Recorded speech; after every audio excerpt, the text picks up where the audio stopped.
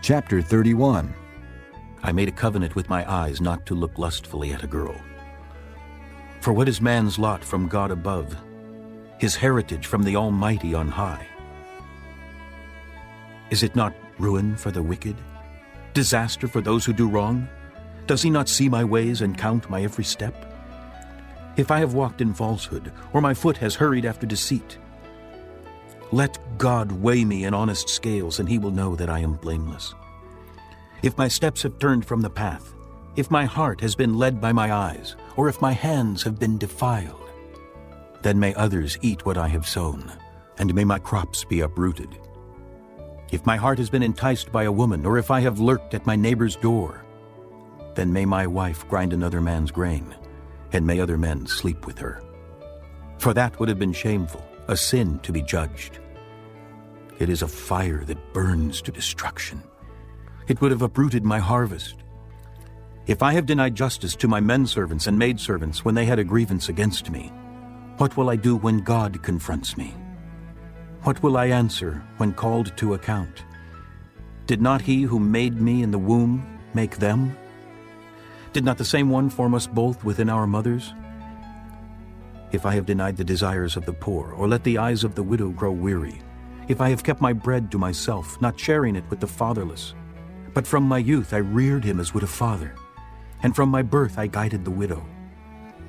If I have seen anyone perishing for lack of clothing, or a needy man without a garment, and his heart did not bless me for warming him with the fleece from my sheep, if I have raised my hand against the fatherless, knowing that I had influence in court, then let my arm fall from the shoulder. Let it be broken off at the joint. For I dreaded destruction from God, and for fear of his splendor, I could not do such things. If I have put my trust in gold, or said to pure gold, you are my security, if I have rejoiced over my great wealth, the fortune my hands have gained, if I have regarded the sun in its radiance, or the moon moving in splendor, so that my heart was secretly enticed, and my hand offered them a kiss of homage, then these also would be sins to be judged, for I would have been unfaithful to God on high. If I have rejoiced at my enemy's misfortune, or gloated over the trouble that came to him, I have not allowed my mouth to sin by invoking a curse against his life. If the men of my household have never said, who has not had his fill of Job's meat? But no stranger had to spend the night in the street, for my door was always open to the traveler. If I have concealed my sin as men do, by hiding my guilt in my heart, because I so feared the crowd and so dreaded the contempt of the clans that I kept silent and would not go outside. Oh, that I had someone to hear me! I sign now my defense. Let the Almighty answer me. Let my accuser put his indictment in writing. Surely I would wear it on my shoulder. I would put it on like a crown. I would give him an account of my every step. Like a prince I would approach him. If my land cries out against me and all its furrows are wet with tears, if I have devoured its yield without payment, or broken the spirit of its tenants, then let briars come up instead of wheat, and weeds instead of barley. The words of Job are ended. Chapter 32. So these three men stopped answering Job, because he was righteous in his own eyes. But Elihu, son of Barachel, the Buzite, of the family of Ram, became very angry with Job for justifying himself rather than God. He was also angry with the three friends, because they had found no way to refute Job, and yet had condemned him. Now Elihu had waited before speaking to Job, because they were older than he. But when he saw that the three men had nothing more to say, his anger was aroused. So Elihu, son of Barachel, the Buzite, said, I am young in years, and you are old. That is why I was fearful, not daring to tell you what I know. I thought, age should speak, advanced years should teach wisdom. But it is the spirit in a man, the breath of the Almighty, that gives him understanding. It is not only the old who are wise, not only the aged who understand what is right. Therefore I say, listen to me. I too will tell you what I know. I waited while you spoke. I listened to your reasoning. While you were searching for words, I gave you my full attention. But not one of you has proved Job wrong. None of you has answered his arguments. Do not say, 'We have found wisdom. Let God refute him, not man.' But Job has not marshaled his words against me, and I will not answer him with your arguments. They are dismayed and have no more to say. Words have failed them. Must I wait now that they are silent, now that they stand there with no reply? I too will have my say. I too will tell what I know. For I am full of words, and the spirit within me compels me. Inside I am like bottled up wine, like new wineskins ready to burst. I must speak and find relief. I must open my lips and reply. I will show partiality to no one, nor will I flatter any man, for if I were skilled in flattery... Chapter 33. But now, Job, listen to my words. Pay attention to everything I say.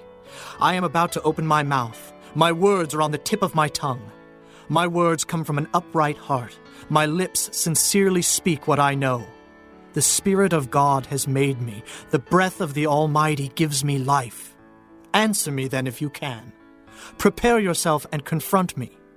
I am just like you before God. I too have been taken from clay. No fear of me should alarm you, nor should my hand be heavy upon you. But you have said in my hearing, I heard the very words, I am pure and without sin.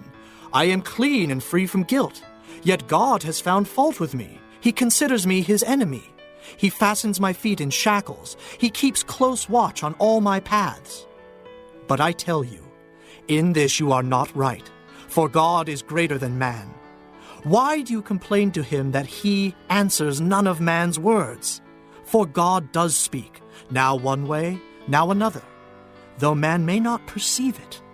In a dream, in a vision of the night, when deep sleep falls on men as they slumber in their beds, he may speak in their ears and terrify them with warnings, to turn man from wrongdoing and keep him from pride, to preserve his soul from the pit, his life from perishing by the sword. Or a man may be chastened on a bed of pain with constant distress in his bones, so that his very being finds food repulsive and his soul loathes the choicest meal. His flesh wastes away to nothing, and his bones, once hidden, now stick out. His soul draws near to the pit, and his life to the messengers of death. Yet if there is an angel on his side as a mediator, 1 out of 1,000, to tell a man what is right for him, to be gracious to him and say, Spare him from going down to the pit. I have found a ransom for him. Then his flesh is renewed like a child's. It is restored as in the days of his youth. He prays to God and finds favor with him. He sees God's face and shouts for joy. He is restored by God to his righteous state. Then he comes to men and says, I sinned and perverted what was right, but I did not get what I deserved. He redeemed my soul from going down to the pit, and I will live to enjoy the light. God does all these things to a man, twice, even 3 times, to turn back his soul from the pit, that the light of life may shine on him.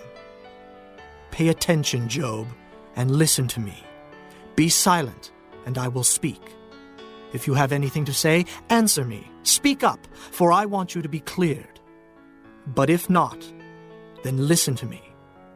Be silent, and I will teach you wisdom. My Maker would soon take me away.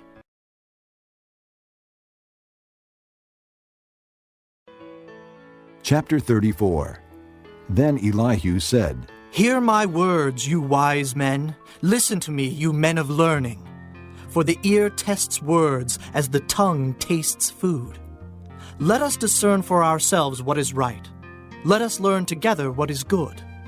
Job says, I am innocent, but God denies me justice. Although I am right, I am considered a liar. Although I am guiltless, his arrow inflicts an incurable wound. What man is like Job, who drinks scorn like water? He keeps company with evildoers. He associates with wicked men, for he says, It profits a man nothing when he tries to please God. So listen to me, you men of understanding. Far be it from God to do evil, from the Almighty to do wrong. He repays a man for what he has done. he brings upon him what his conduct deserves. It is unthinkable that God would do wrong, that the Almighty would pervert justice. Who appointed him over the earth? Who put him in charge of the whole world? If it were his intention and he withdrew his spirit and breath, all mankind would perish together and man would return to the dust. If you have understanding, hear this. Listen to what I say. Can he who hates justice govern?